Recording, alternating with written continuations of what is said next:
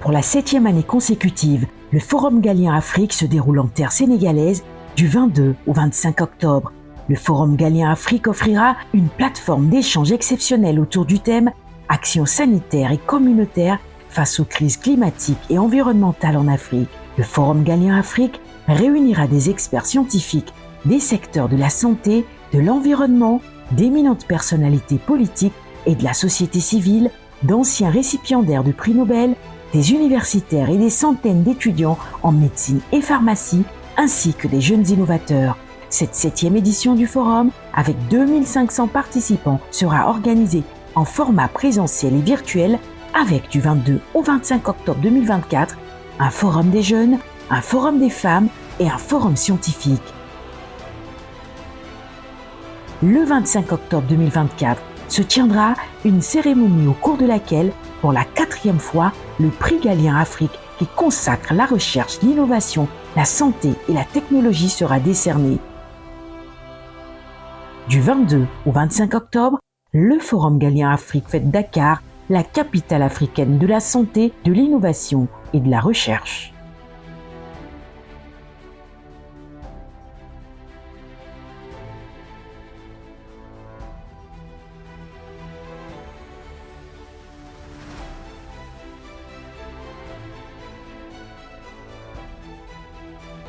Mesdames, Messieurs, bonjour.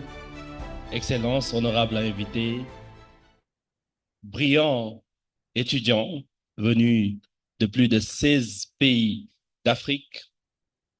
Nous sommes très honorés de vous accueillir aujourd'hui ici à l'ouverture du Forum des jeunes de la 7e édition du Forum Galien Afrique qui coïncide avec la clôture de la première édition de Galien Africa Youth Leadership Academy. Nous allons commencer cette cérémonie d'ouverture en appelant les imminentes personnalités, les brillants jeunes qui ont l'honneur de pouvoir modérer cette session. Je veux nommer notre ami Momodou Bodian, que je vous prie d'applaudir très fort, et notre ami Chanal Nair, que je vous prie également d'applaudir très fort. Guys, you have the floor. Okay. Thank you, Massamba. Bonjour à tous. Très heureux de vous accueillir ici à Dakar, au Sénégal, le pays de la Teranga, la capitale de la science, la capitale du leadership des jeunes. Donc c'est un honneur pour nous, pour moi aujourd'hui, de co-modérer cette séance avec Dr Chanal. Donc moi c'est Dr Mohamedou Moustapha Bodian du Sénégal. Je suis médecin urgentiste de formation. Donc j'ai l'honneur et le privilège de modérer cette séance de clôture de l'académie, de la première académie Gaïa. Thank you so much, and good day and welcome to everybody for the opening ceremony of the Galien Africa Leadership Academy for Youth. I'd like to call upon our panelists, please, to come one by one. First, may we please have Professor Awa Maria Kolsek to come up to the floor, please.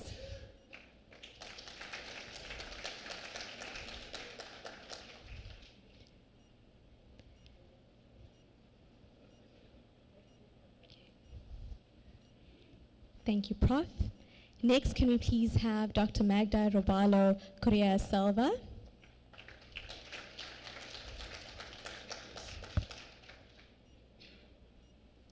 And may we please have Dr. Chris J. Elias to take the panel as well.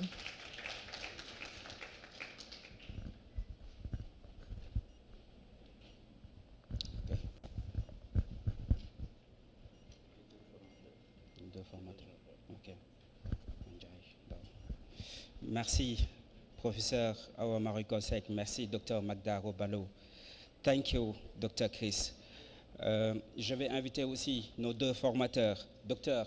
Manjai Ndao et M. Cheikh Ndongofal, pour nous rejoindre. M. Manjai Ndao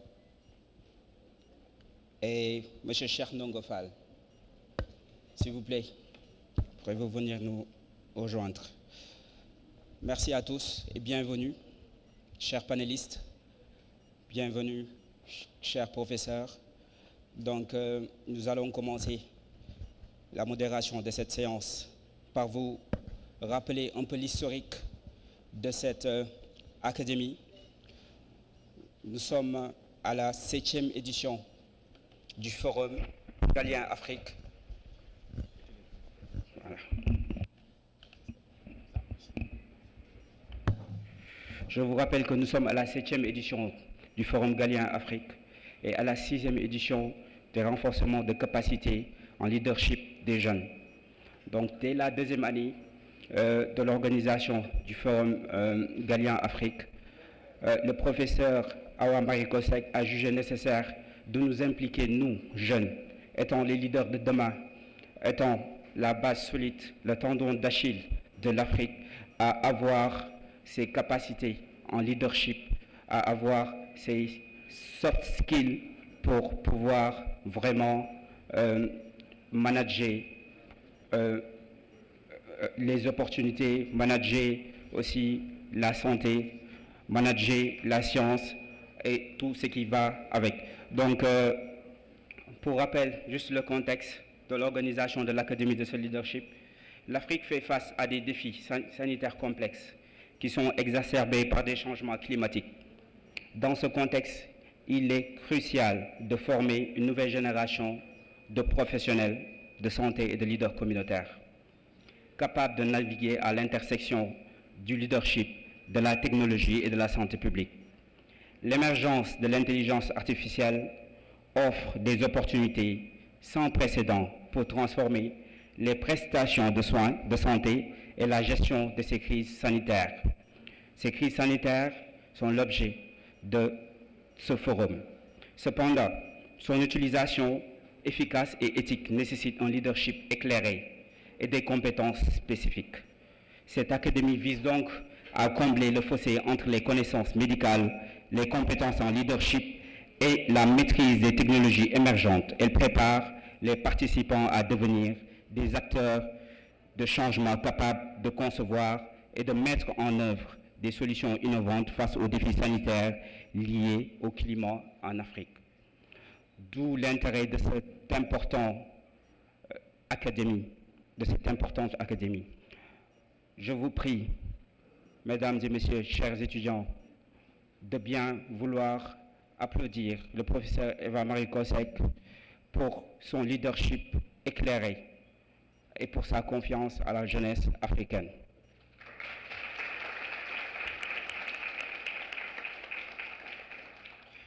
Merci, cher professeur. Nous allons poursuivre en introduisant, on va vous dire un peu, nous avons d'éminentes personnalités avec de lourds parcours, des riches parcours. Nous allons commencer par le professeur Eva Marikosek. Professeur Eva Marikosek est l'actuelle présidente du Forum Galien Afrique et du Prix Galien Afrique. Elle est femme leader dans le domaine de la santé au niveau mondial, national et communautaire. Elle est ancien Premier ministre du Sénégal, ancien président du Comité national de l'initiative pour la transparence dans les industries extractives, ancien ministre de la Santé, ancien responsable de partenariats internationaux dans les domaines de la santé, ancien chef du département des maladies infectieuses au niveau de l'université Cheikh Anta Diop de Dakar, spécialiste en maladies infectieuses et bactériovirologie, ancienne ministre déléguée auprès du président de la République du Sénégal. Elle a été présidente du Comité national de l'initiative pour la transparence des industries extractives. Elle est actuellement présidente de l'association Galien Afrique, qui organise chaque année le forum et le prix Galien Afrique pour la promotion de la santé, de la recherche et de l'innovation. Elle co-préside la commission initiative lancée pour l'avenir de la santé et de la résilience économique en Afrique, qui est érigée au niveau de l'université de Harvard. Nous allons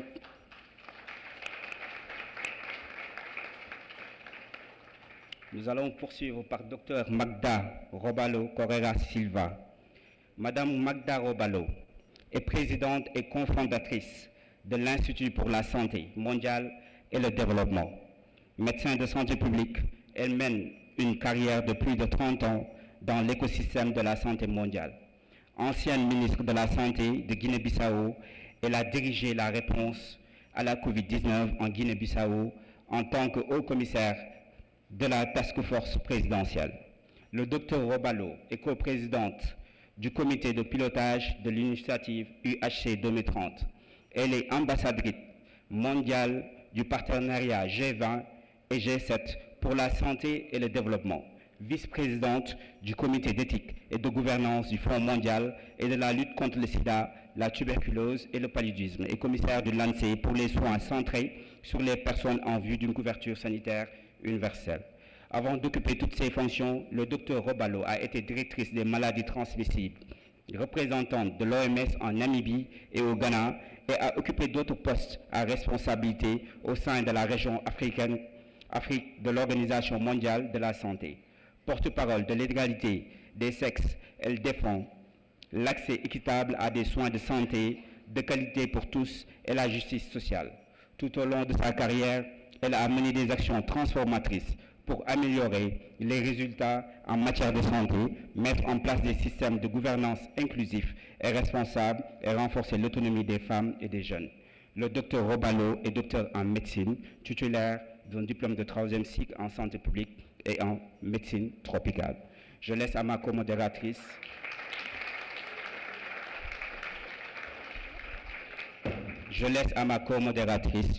l'honneur de vous faire la bio de Dr Chris Elias. Thank you. So we have Dr. Chris Elias, who is the president of the Global Development Division at the Bill and Melinda Gates Foundation, where he leads the foundation's efforts in a diverse range of program areas aimed at finding creative new ways to ensure solutions and products get into the hands of poor countries who need them the most.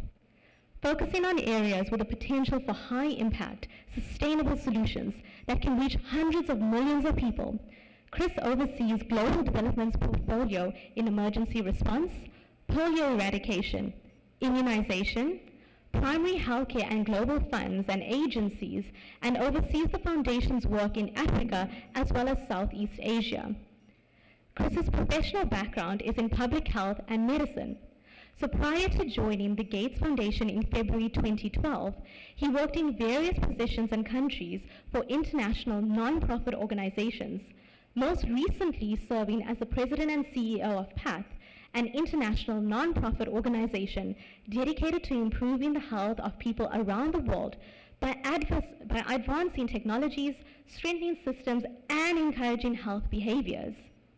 Chris holds a medical degree from Creighton University and a master's in public health from the University of Washington, where he also has a fellow in the Robert Wood Johnson Clinical Scholars Program. He also holds honorary degrees from Creighton University and the University of Pittsburgh. He is also a member of the Institute of Medicine, and we are glad to have him here today. Thank you.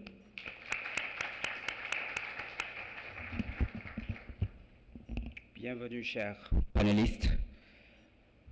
Nous avons une série de questions avec des thèmes bien définis. Nous allons commencer par le professeur Awa Morikosek. La jeunesse face aux crises climatiques, professeur, et la collaboration intergénérationnelle. Quelles actions concrètes peuvent encourager la participation des jeunes à la lutte contre les crises climatiques en Afrique? Merci beaucoup. Merci tout d'abord à tous les participants. Merci à toutes les personnes qui ont fait le déplacement et qui ont pris sur elles d'être ici aujourd'hui pour partager leurs expériences. Je voudrais parler des étudiants qui viennent de loin et qui ont aussi peut-être mis de côté quelques éléments de leurs études pour pouvoir être à Dakar. Vous êtes les plus brillants de vos générations et donc je sais que vous savez quelles sont les priorités. Être entre vous, partager, pousser jusqu'au bout pour être de grands leaders demain. C'est un peu à cause de ça que vous avez fait ce déplacement. Je voudrais également remercier les panélistes. Vous en avez entendu parler. Nous avons là, et j'ai l'honneur, privilège et l'humilité d'être à côté de ces éminentes personnalités. et je voudrais les remercier aussi d'être là aujourd'hui avec les jeunes. Je voudrais aussi parler, disons, de ce problème que nous avons aujourd'hui devant nous, qui est le changement climatique, et dire qu'il est important qu'on comprenne qu'aujourd'hui, l'Afrique, qui, disons, contribue à moins de 4% toutes les émissions de gaz à effet de serre, à expérimenter tous les jours les problèmes liés au changement climatique. Et c'est important de dire que pratiquement 35% des dommages qui sont dus au changement climatique surviennent en Afrique. C'est pour ça que vous avez un rôle important à jouer, car il s'agit non seulement de votre présent, mais également de votre avenir. Et c'est pour cela que je voudrais juste dire quelques mots concernant les quelques actions que nous pourrions préconiser, qui existent dans certains pays, qui n'existent pas partout, mais nous pensons qu'il serait temps qu'on puisse institutionnaliser cela. Par exemple, un point important, c'est celui de l'éducation et de la sensibilisation des jeunes. Il est presque aujourd'hui indispensable, et je ne veux pas exagérer en disant même criminel, de ne pas mettre dans les curricula des étudiants et des élèves tout ce qui a trait au changement climatique. Parce que c'est réellement quelque chose qui va faire partie de leur vie. Et donc l'éducation est extrêmement importante. Mais également, toutes les campagnes de sensibilisation qui pourraient se faire pour que l'on puisse avoir une bonne écoute au niveau aussi des communautés. Mais les jeunes peuvent prendre le leadership pour cela. Je voudrais également dire que nous devons encourager tout ce qui est entrepreneuriat vert, mais également environnement inclusif. C'est important que l'on puisse favoriser et vraiment stimuler, faire la promotion de tout ce qui est, disons, ensemble, co-création, mais également tout ce qui est start-up, innovation pour les jeunes et par les jeunes. C'est vrai qu'il y a, si on est là aujourd'hui, c'est parce qu'on a une petite expérience, mais il faut laisser les jeunes gérer leur avenir. Il faut laisser les jeunes, et c'est pour ça que tout ce qui est entrepreneuriat vert devient important aujourd'hui. Je n'ai pas le temps de rentrer dans le détail, mais vous savez très bien qu'il y a beaucoup d'emplois nouveaux qui doivent être créés, comme l'agroécologie, comme tout ce qui est lié à la reforestation, etc. Ce sont des choses qu'on doit mettre à la disposition des jeunes pour qu'ils puissent intervenir plus tard. Il est important de les former et de les impliquer dans des projets communautaires. Je sais qu'aujourd'hui, de plus en plus, des associations de jeunes s'impliquent non seulement pour être formés et pouvoir faire passer les vrais messages, mais également s'impliquent au niveau communautaire pour faire beaucoup d'activités. On peut parler de reboisement, on peut parler de toutes les activités d'hygiène qui sont dans les quartiers, mais c'est vraiment important qu'on leur laisse cette possibilité-là. Il faut également qu'on facilite l'accès au financement, parce que quelque part, ce n'est pas normal aussi de dire les jeunes allez-y alors qu'ils n'ont pas les moyens de leur politique. L'accès au financement, mais également avec des financements qui soient simples et abordables pour les jeunes. Mais leur permettre aussi d'avoir des opportunités au plan international, des opportunités, participer à beaucoup d'activités au plan national, mais également au plan international. Nous avons regretté que, par exemple, à la COP28, il y ait beaucoup de jeunes qui venaient des pays du Nord, mais pas beaucoup qui venaient d'Afrique. Et c'est des endroits où les jeunes doivent être, et les jeunes Africains doivent être écoutés et leur voix doit être entendue. Je voudrais donc dire que nous avons beaucoup de possibilités, mais pour ne pas prendre trop de temps, je voudrais m'en arrêter là et répondre peut-être à votre question. Je crois que vous avez parlé des relations intergénérationnelles, ou ça va venir après? Vous en avez parlé, mais...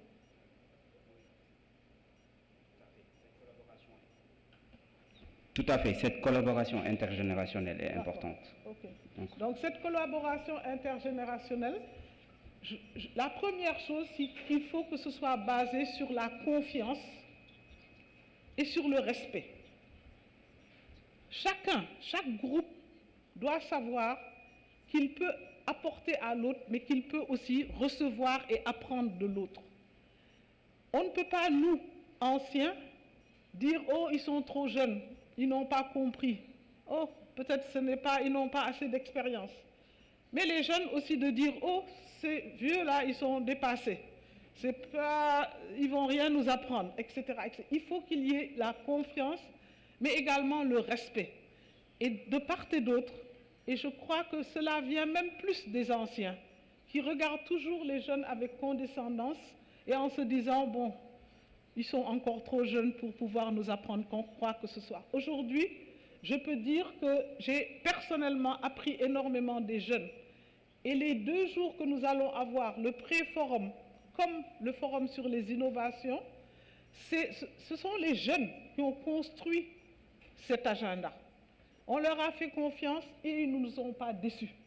Et c'est un agenda sur le changement climatique.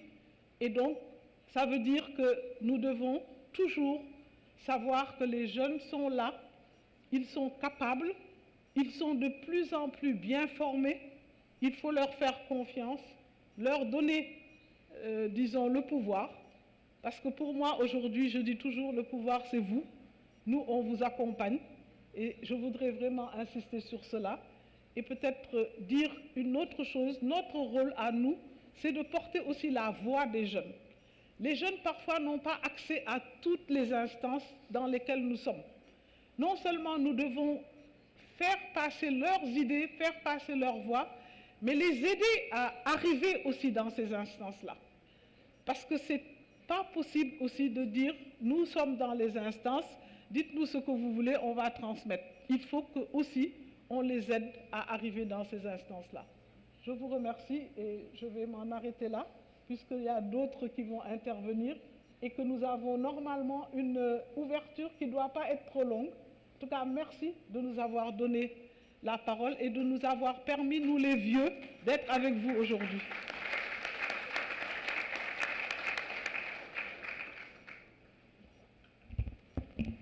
Thank you so much for that and for giving us a real understanding into how the youth can also be a part of this.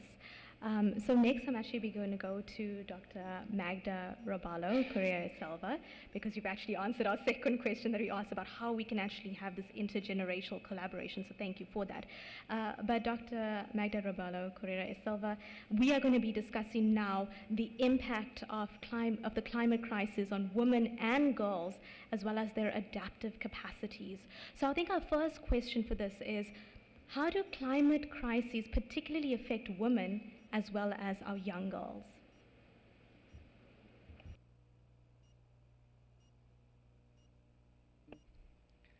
Merci pour cette question. Je voulais dire un grand bonjour aux jeunes qui sont dans la salle et remercier le professeur Awa Marie Kolsek de, encore une fois, organiser le Forum Galien Afrique avec un accent particulier sur les jeunes et les femmes et de m'associer à cette importante entreprise. C'est avec beaucoup d'humilité, mais aussi de fierté d'être à ses côtés, d'apprendre avec elle et ensemble veiller à ce que la relève pour la jeunesse de l'Afrique soit faite sur la base de la science, de l'innovation et du leadership. Donc, merci, professeur Awa-Marie Kolsek. Pour répondre à la question sur comment la crise climatique affecte les femmes et les jeunes filles, Je voulais dire que tout d'abord, la crise climatique arrive dans un environnement où déjà les femmes et les jeunes filles sont un désavantage, je ne sais pas si c'est un mot en français, mais sur un terrain qui n'est pas équilibré à cause de l'inégalité du genre. La crise climatique arrive sur un contexte où les femmes sont beaucoup plus affectées par la pauvreté que les hommes, dans un contexte où, bien que davantage de jeunes filles vont à l'école, il reste que, surtout en milieu rural, on a encore beaucoup plus de filles qui n'ont pas accès à l'éducation parce que leurs parents, leur famille privilégient leur travail à la maison pour aller chercher de l'eau, s'occuper de la famille, faire la cuisine, et donc elles n'ont pas accès à l'éducation. La crise climatique arrive dans un contexte où les femmes n'ont toujours pas le même accès au pouvoir, à la prise de décision que les hommes. Ce qui fait que la crise climatique va davantage pousser les femmes vers la pauvreté. On estime que si, dans le pire des scénarios, la crise climatique continue d'évoluer, en 2050, on aura 158 millions de plus de pauvres qui seront des femmes et de jeunes filles, 16 millions de plus que les hommes. Donc, la crise climatique va augmenter la pauvreté chez les femmes. La crise climatique va faire en sorte que les femmes et les jeunes filles ne pourront pas aller à l'école parce que lorsque, compte tenu de la sécheresse ou des inondations, les familles perdent leurs terres, elles sont obligées de se déplacer, les jeunes filles auront à leur charge d'aller chercher de l'eau parce que l'eau sera un problème, l'accès à l'eau, parce que l'agriculture sera un problème compte tenu de la perte de la biodiversité et des terres arables. Les femmes et les jeunes filles auront la charge, et nous savons qu'aujourd'hui, 2/3 des femmes en Afrique s'occupent de l'agriculture, sont elles qui mettent la nourriture sur nos tables. La crise climatique va faire en sorte que davantage les femmes auront à laisser de côté l'éducation, le travail dans le secteur formel pour s'occuper de chercher à travailler dans les champs pour mettre la nourriture sur la table. Nous savons aussi que souvent les femmes sont les dernières à manger à la maison. Le meilleur bout va aux hommes et aux jeunes garçons. Ça va avoir un impact sur les nutritions et par conséquence sur leur grossesse, sur leurs enfants, etc., etc. Donc c'est un impact sur toute une génération qui va arriver à cause de la crise climatique. Lorsqu'il y a des conflits de terre, et nous savons que les femmes n'ont pas accès à la terre appartient dans la plupart des cas aux hommes. Lorsqu'il y a des conflits de terre, la violence basée sur le genre augmente et les jeunes filles, les femmes sont à même les plus grandes victimes de la violence basée sur le genre.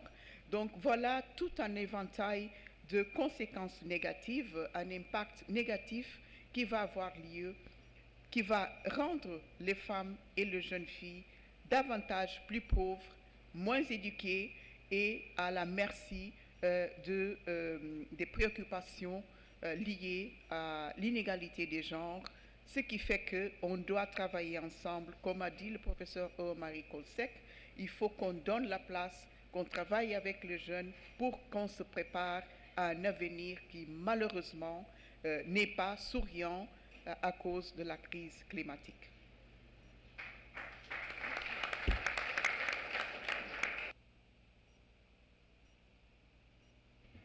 Thank you. do apologize for that, but thank you so much for that insight into how we have a vulnerable population, specifically being our women and our young girls, and that we need to actually focus and prioritize them, especially when we are coming up to solutions and to have that intergenerational collaboration. So thank you so much for highlighting that. We really do appreciate it. In the interest of time, we are going to move into our next panel speaker, Dr. Chris J. Elias, and we would like to ask you a question. So the theme of this now is looking at philanthropy and funding for climate action in Africa with a focus on the youth. So what role does international philanthropy play in financing climate crises projects within Africa? Thank you very much. And let me start by thanking my good friend, Awa Marie Kolsek, for inviting me to participate in this important youth forum here at the Galleon Forum. And to all of you, I've met a few of you. I was said that this is, it's great to see so many young people from so many countries coming here together to think about some of the solutions to some of the world's most difficult problems. As to the role of philanthropy, at the Bill and Melinda Gates Foundation, we think about philanthropy as a catalyst. Many of you have backgrounds in science, so you know what a catalyst is. It's something that speeds up a reaction that might otherwise happen too slowly. It brings together compounds so that they can interact more quickly. Philanthropy is a catalyst because while we don't have the resources, even big resources like the Bill and Melinda Gates Foundation are insignificant compared to the resources that governments themselves spend on health and agriculture and other climate-sensitive areas, and that concessional financing from the multilateral development banks provide. So we have to use our advantages. Our advantages are to be nimble, to adjust quickly, and to help speed up important action that may emerge as an opportunity to solve important problems. If you take that definition of a catalyst, if you listen to what Awa and Magda said, climate crisis is also a catalyst. It's helped to accelerate the vulnerabilities of populations, women and girls, as Dr. Rabalo described, smallholder farmers, some of the least secure people, particularly in sub-Saharan Africa. It's also accelerated our understanding of the challenges of development. When I was in university, they said all development is local. It was kind of a slogan. We didn't know what it meant. Climate is showing us what it means.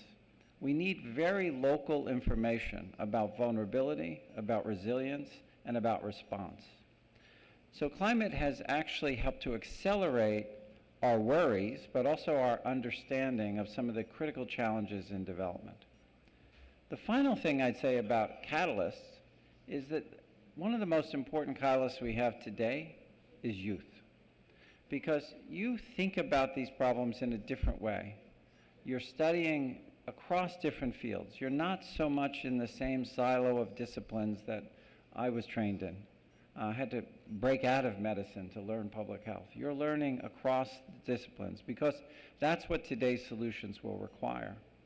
And you're also seizing hold of new tools, like artificial intelligence, which is another catalyst, perhaps the most powerful catalyst we've seen to date, for both good and bad. And so it's the young people of today who are going to tell us how to use these new tools to solve problems like environmental threats, like climate change, like other important threats to modern society. I was thinking about, I grew up with television. I took it for granted. My parents told me that they didn't have television when they were growing up. I didn't believe them. You grew up with the internet. I didn't. I didn't have the internet until I was in the later stages of my university. And if I had asked somebody in the early 1990s how to use the internet, I probably wouldn't have asked my grandfather because he had no idea what the internet was. It was my peers, the young people who were also together with me discovering how to use the internet, who helped to produce some of the most amazing innovations of our last generation. And so you're thinking about artificial intelligence. You can ask us what to do with artificial intelligence. We might have some ideas, but you're going to have better ideas because you're grabbing those tools at an important time when climate and other crises have highlighted the vulnerability and have demanded solutions. And I think the last thing I'd say is to Awa's point about how if you look at the climate crisis, the contribution to the crisis from sub-Saharan Africa is about 4%, whereas the consequences are significant, about 35%. So as the global debate on crisis goes on about mitigation and adaptation, in high-income countries, mitigation gets a lot more attention, whereas we need to balance that response with a particular focus on adaptation. How do we produce climate-resilient crops for smallholder farmers? How do we understand the local impacts of weather systems that have become hyper-variable during the climate crisis? How do we understand how to craft our humanitarian responses to respond to rapidly moving displacement of climate refugees from floods, disaster, and conflict? We now need to apply these new tools to these old solutions. And so I think that, you know, a focus on adaptation, we've begun to reorient some of the Gates Foundation's philanthropy. We've committed about $1.4 billion to helping smallholder farmers develop more climate-resistant crops to help to craft our emergency response to understand how more quickly to respond to climate refugees and displacement. And I think that the really innovative solutions are going to come from you, from the youth, because I think you are rivaling artificial intelligence in terms of the power of your ability to catalyze solutions to today's problems.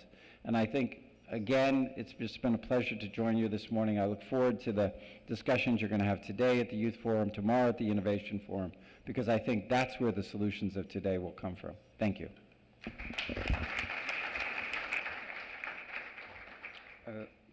Thank you, Dr. Chris.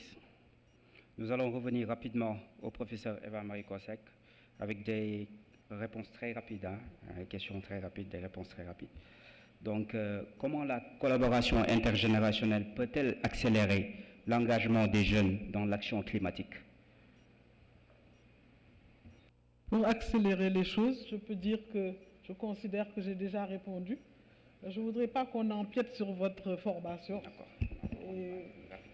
Je peux dire un peu plus si vous voulez. Encore? Un peu plus, je peux développer un peu plus. Mais c'est juste pour dire qu'il y a un échange d'expérience qui peut se faire.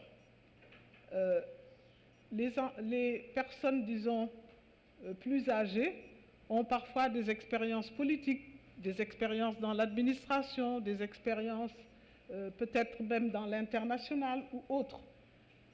Pour éviter que les jeunes fassent les mêmes erreurs que nous-mêmes nous avons eu à faire, c'est important que cet échange d'expérience ait lieu. D'où la nécessité de cette collaboration intergénérationnelle qui va compléter, bien sûr, tout ce que j'ai dit antérieurement, la confiance, le respect, toutes ces choses-là. Mais il faut que ça permette justement cet échange d'expérience de pouvoir se faire. Nous avons également les aspects culturels. Vous pouvez avoir très souvent les personnes plus âgées qui ont des connaissances dans la culture, dans la tradition, dans la pharmacopée, etc. Et même des expériences communautaires qui se sont faites sans beaucoup de moyens. Et cela peut être partagé avec les jeunes. Je pense donc qu'il faut aussi créer des plateformes qui puissent permettre aux jeunes et aux moins jeunes de pouvoir dialoguer. Et je crois qu'aujourd'hui, même si on a un certain âge, on sait aussi utiliser les plateformes numériques et autres. Et pourquoi pas? On est prêt à participer à certaines de ces plateformes qui peuvent être créées par des jeunes et animées par des jeunes. Merci beaucoup. Dr. Magda. Okay. Dr. Magda Robalo, Quelles sont les solutions communautaires dirigées par des femmes qui sont avérées efficaces pour renforcer la résilience climatique? Merci. Je vais très rapidement mentionner 5 points. D'abord, les femmes et les jeunes filles doivent se sentir puissantes, avoir confiance en vous et croire que vous avez la force du changement. Avoir cette confiance, c'est le premier pas pour aller de l'avant. Nous vivons dans un monde que vous maîtrisez la technologie. L'avenir est à vous, donc vous devrez avoir cette confiance. Deuxièmement, il faut vous mettre en réseautage. Il ne faut pas qu'il y ait une Afrique francophone, une Afrique lusophone, une Afrique anglophone. Mettez-vous en réseau, travaillez ensemble. Les problèmes dont l'Afrique fait face sont communs et leurs solutions passent par vous. Troisièmement, il faut réclamer votre place dans la prise de décision. Quand je dis réclamer, c'est dans la civilité, dans le respect des lois, mais il faut que vous puissiez vous organiser en société civile, en plateforme communautaire pour porter votre voix, qu'elle soit entendue. Quatrièmement, il faut que vous demandiez que la prise en compte des vulnérabilités de jeunes filles et des femmes dans la crise climatique soit prise en compte dans les lois, dans les programmes, dans les budgets qui auront à être adoptés par le gouvernement. Nous savons que si vous ne demandiez pas ça, cela n'aura pas lieu. Souvent, on fait des programmes, on fait des budgets, on ne tient pas compte de la dimension genre, on ne tient pas compte des besoins de jeunes filles, des femmes. Il faut que vous soyez la voix qui va mettre la pression pour qu'on tienne compte des solutions qui vous serviront et aux générations à venir. Et pour terminer, puisqu'on est dans un environnement de santé, il faudrait que l'approche une seule santé soit mise en action, soit mise en place parce que la santé environnementale, la santé animale, la santé humaine, en collaboration est la voie pour que nous puissions mitiger l'impact négatif de la crise climatique. Merci. Thank you so much for that. Our final question goes to Dr. Elias, and we would like to know, what are your foundation's priorities in supporting youth innovation to address climate changes? Thank you. So at the Gates Foundation, we have priorities that are set in different sectoral areas, in health, agriculture, gender equality, education, etc. And across all of those, we look for innovative solutions. Again, as a catalyst, we look for innovation in particular. And for innovation, we look to young people in particular. So we don't have a dedicated youth program. We have initiatives to bring young people's ideas into all of our programs. One of the ways that we do that, which I'll mention in the interest of time, is through our Grand Challenges program. We actually hosted our Grand Challenges meeting here in Dakar about a year ago. In our Grand Challenges program, we put out calls for proposals, and anybody, anywhere in the world is eligible to apply for them. We did one earlier this year on artificial intelligence, and over 40% of the proposals that we awarded were in Africa, many of them from young people with new ideas in how to apply artificial intelligence to agriculture, health, resilience, etc.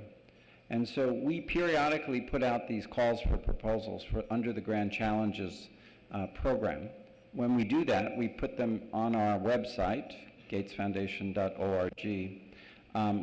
We translate all those calls for proposals into French.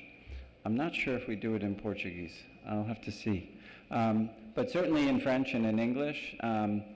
We put out this call, we get thousands of applications, and we do a very quick review to provide initial seed funding for ideas. I think it's one of the best opportunities for young people to engage with the Gates Foundation's philanthropy, whether it's focused on smallholder farmer resilience, whether it's focused on improving health and health systems, or other areas of global development. So take a look at our website and periodically look again, because these calls for proposals come out on a regular basis. I think the next big call is coming out in December of this year. Thank you.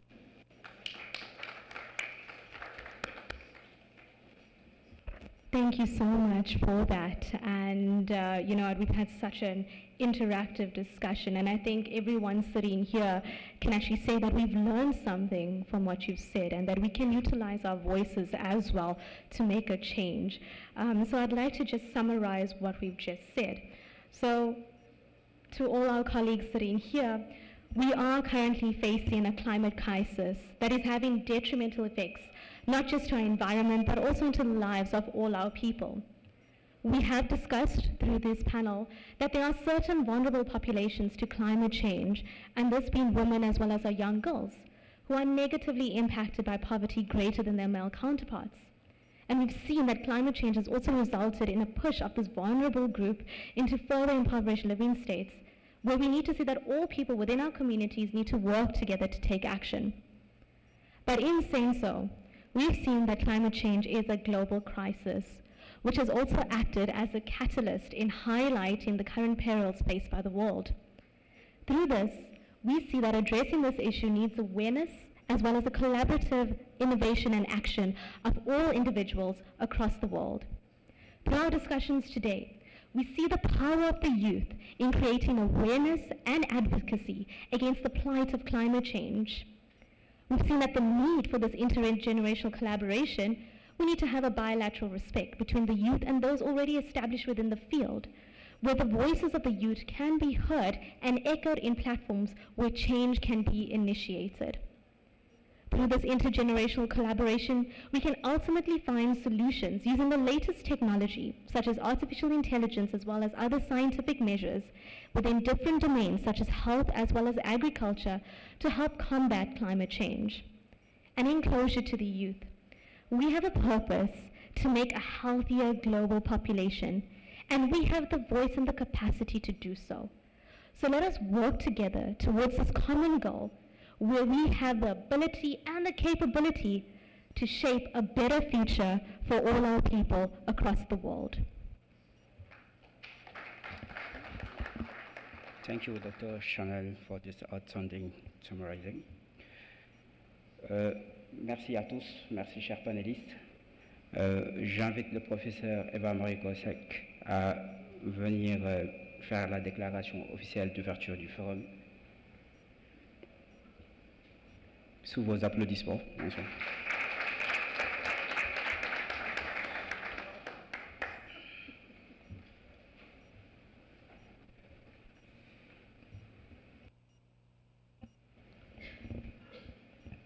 Bon, on va dire encore que ce sont les anciens qui ont fait que vous soyez en retard sur votre programme, mais vous nous excuserez pour cela. Mesdames, Messieurs les membres du Comité scientifique international, Mesdames, Messieurs les représentants du jury du prix Galien Afrique, chers étudiants, chers modérateurs et experts en leadership et en intelligence artificielle, chers facilitateurs, chers panélistes, chers invités. Jeunes leaders brillants, étudiants, venus de plus de 16 pays d'Afrique, vous êtes la force vive dont notre continent a besoin. Face aux crises climatiques et environnementales, l'innovation et l'intelligence artificielle sont essentielles. Mais c'est par le leadership éclairé et la collaboration entre vous, au-delà des frontières, au-delà des cultures, que nous ferons face à ces réalités. Le changement climatique n'est plus une menace abstraite.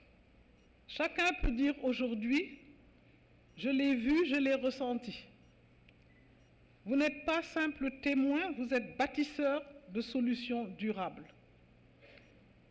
En mettant en avant votre leadership, votre engagement et votre créativité, vous avez le pouvoir de transformer ces défis en opportunités. Ne nous contentons pas de parler, nous devons agir. Aujourd'hui, vous devenez des décideurs, des catalyseurs d'un avenir meilleur. Ensemble, unis dans notre diversité et dans notre détermination, vous êtes l'Afrique en mouvement, prête à relever les défis climatiques et les autres défis, mais également de tracer un chemin vers un futur prospère. C'est sur ces mots que j'ai l'infime honneur de déclarer ouvert le Forum des jeunes Galien Afrique 2024. Je vous remercie.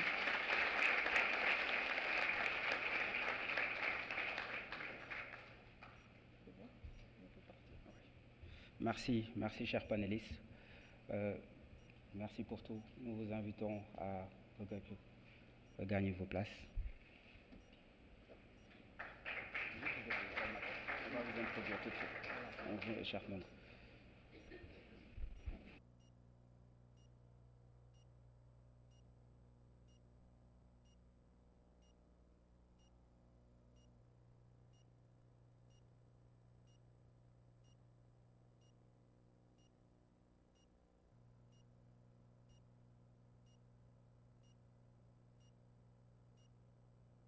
Merci à tous. Donc, nous pouvons poursuivre le programme, qui est un agenda très, très chargé, avec nos deux formateurs, à savoir le docteur Mandiaye Ndao et M. Chernongo Fall. Voilà, je vous remercie.